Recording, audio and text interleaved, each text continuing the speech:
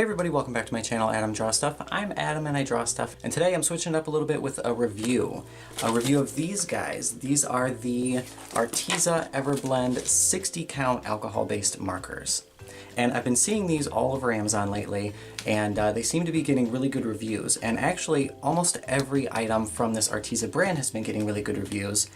And I was really intrigued because the price seems very reasonable. This set goes for $69.99 on Amazon and on their website, and it includes 60 markers as well as the case that holds 72 markers, so you have 12 extra slots for additional markers if you'd like to add those. So I really wanted to give them a shot. I wanted to see if they were worth the cost or if they were just sort of generic cheap knockoffs of Copic markers. So that's what I want to test out today, is these Arteza markers. So before I get going, kind of a quick little overview of these markers.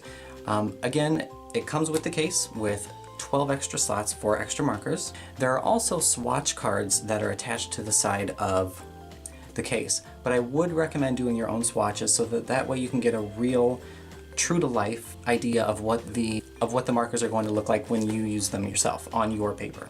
So these are dual tipped, just like Copic markers. They have a chisel tip on the one end, if you can see that there, and then a more pointed tip on the other end for getting into finer detail. So as far as the cost is concerned, again, this set retails for $69.99 on Arteza's website and on Amazon, and it comes with 60 markers, which equals out to about $1.17 per marker, which doesn't really equal out to that because you're getting a case too, but just for simplicity's sake, we'll say $1.17 per marker, which in the world of Copics, that's really, really reasonable.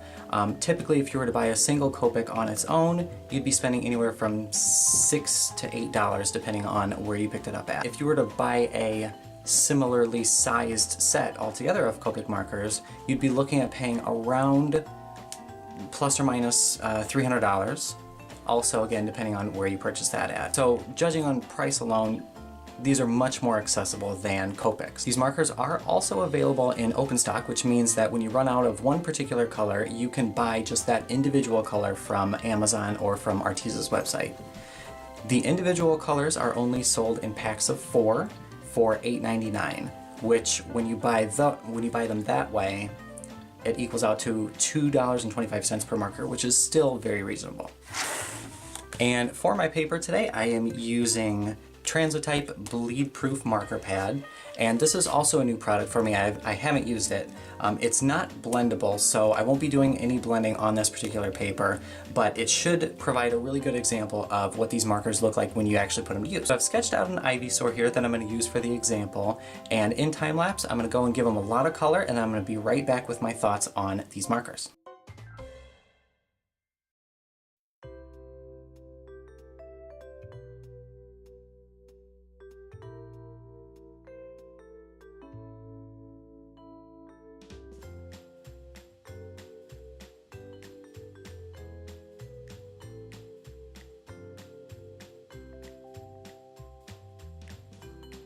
Okay, so here is our Ivysaur all done, and I'm happy to say that I think he turned out pretty good. The markers do seem like they're very saturated and that they are very opaque and vibrant. They didn't feel cheap when I was using them, and the results don't seem like they're very cheap either. Now, one thing that you can notice, if you look here in the area that is a little bit more blue, or in the body where it's kind of greenish, it looks a little bit more patchy, where the pink of the flower bud looks a lot smoother. And I did some swatches on another piece of paper, and it seemed like that was kind of the common theme, was that the blues and the greens seem to be a little bit streakier than the reds, oranges, and browns. There may be a little bit of an inconsistency in the formula, but overall I'm really happy with the results. So now, like I said, this paper wasn't blendable, so what I did have to do was use a different piece of paper, and this is just Bristol paper, and I wanted to show you what it does look like when they are blended out.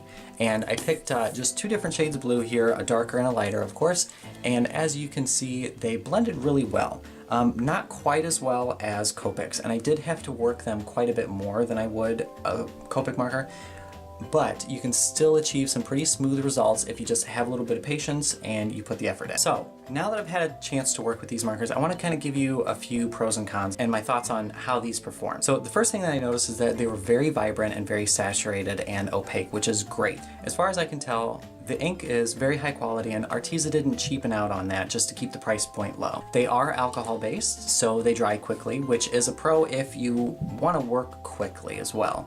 Now that isn't necessarily a pro that's specific to these Arteza markers, because that is a trait that is common amongst all alcohol-based markers. They just do tend to dry really quickly. But if you like to work fast and you don't want to smear anything or smudge, then alcohol markers in general are the way to go. Again, just like Copic markers, these are double-ended. And that's great because it gives you a lot of flexibility. Not all budget alcohol markers are double-ended, but these do definitely give you plenty of flexibility in large areas, and also to use the finer tip to get into smaller areas and work on smaller details. And these markers do also seem like they blend really well. Again, not quite as well as the Copic, so it's not as seamless and you have to work a little bit harder at it, but you can definitely get really great and smooth gradations and really good results. There were also a couple things that were not so great. The biggest was probably the inconsistency. Like I said earlier, if you were to look at the Ivysaur that I did, the blues and the greens of the body were really patchy, whereas the red and pink of the flower was very, very smooth, and the color laid on the paper very consistently, and you can't see any overlapping lines. It's just very smooth. So maybe some of their blues, their greens, just their cooler colors might need a little bit more work, but you can still get relatively smooth results if you just take your time. Another downside is that the color range really is not that broad. There are only 60 markers in here, and as far as I can tell, this is the largest set that Arteza sells. And 60 markers is a good place to start, but Copic has over 300 different colors, so you're really limited in your color choices. Now, this is enough to basically get you started and to do almost anything that you want, but you might have to make some concessions when choosing colors. However, that does give you that option to maybe supplement some of the colors that you can't quite find in the Arteza brand with Copics, just here and there, pick one up every once in a while. And it's still a really great way of having a full color range and also having some Copics without having to spend a huge amount of money. You can just sort of fill in the gaps with Copic markers if you can't find the exact color that you need in this Arteza set. Another thing that I didn't really like is that the fine end on here is I don't know if you can see that, but it's pretty stiff.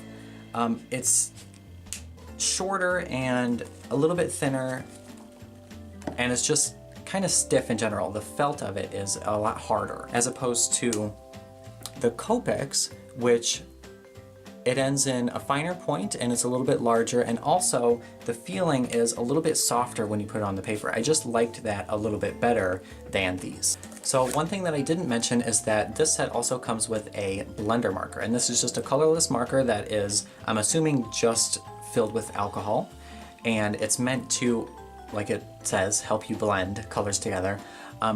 I found that it didn't work very well at all. You could chalk this up to user error maybe. Maybe I just need to practice with it a little bit more, but all it seemed to do was desaturate what I was trying to blend. It did help blend it a little bit, but the results that I was able to get with just going back and forth with the two different colored markers were better than when I introduced the colorless blender. So as far as who these markers are good for, I would definitely say students.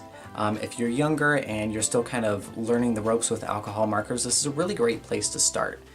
If you can't afford them yourself, you know, maybe they could be Christmas or birthday, or a gift that's easily accessible for your parents. So if you're just getting into alcohol markers and you don't want to commit all that money to a full set of Copics, this is definitely the place to start. So in the end, I am really happy that I picked this up. I'm going to add this to my regular rotation of art supplies that I use, and I'm really excited to do some more things with them too.